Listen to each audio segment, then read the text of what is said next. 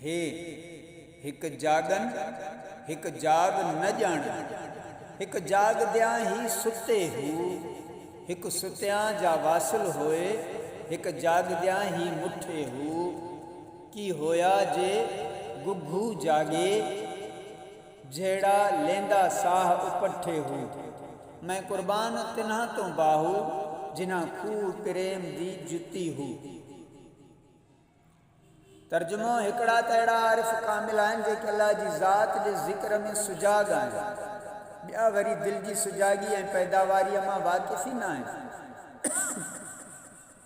इन जे अलावा अहिड़ा बि बदनसीब आहिनि जेके ज़ाहिर में त ज़िंदा ऐं बेदार आहिनि, लेकिन उहे ग़फ़लत जी निंड में सुतल आहिनि।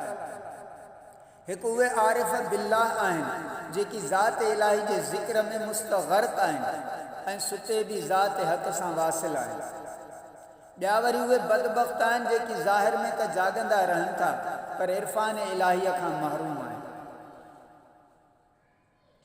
चिबरो जेको उबता साह खणे थो ऐं अलाह जे ज़िक्र खां महरूम आहे, सो जेकॾहिं जाॻंदो रहंदो त छा हासिल कंदो। ऐं बाहू आउं उन्हनि आरिफ़नि तां क़ुर्बान थियां जन मोहब्बत इलाहीअ जे खूहनि खे जारी रखियो ऐं दिलि जी ज़मीन खे मोहब्बत इलाही सां शादाब व आबाद कयो।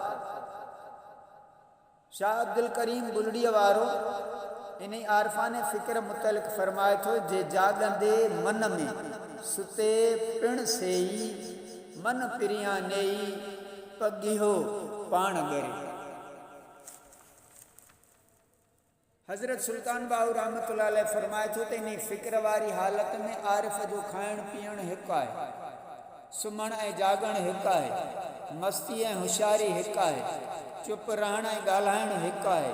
इन करे इन्हनि जो बातिन भरपूर आहे ऐं उन्हनि जी ख़ुराक नूर आहे ऐं उन्हनि जी दिलि बैतुल मामूर आहे ऐं उन्हनि जो सुम्हणु हुज़ूर अलैहिस्सलातु वस्सलाम जन जी मुलाक़ात आहे। ॿुध ऐं ज़ाहिद, बेश्त जा मज़दूर पंहिंजे चिले ऐं महिनत ते एतिरो गुरूर। हुज़ूर करीम सल्लल्लाहु अलैहि वसल्लम जन फरमाइनि था, मुंहिंजूं ॿई अखियूं सुम्हनि थियूं लेकिन दिलि जाॻंदी रहे थी। मूं पंहिंजे रब खे क़ल्बी अखि सां घणाई दफ़ा ॾिठो आहे। हदीस शरीफ़ आहे, आल अलैहिस्सलाम यनाम ऐनी वला यनाम क़ल्बी। हदीस शरीफ़ आहे, राई क़ल्बी रब्बी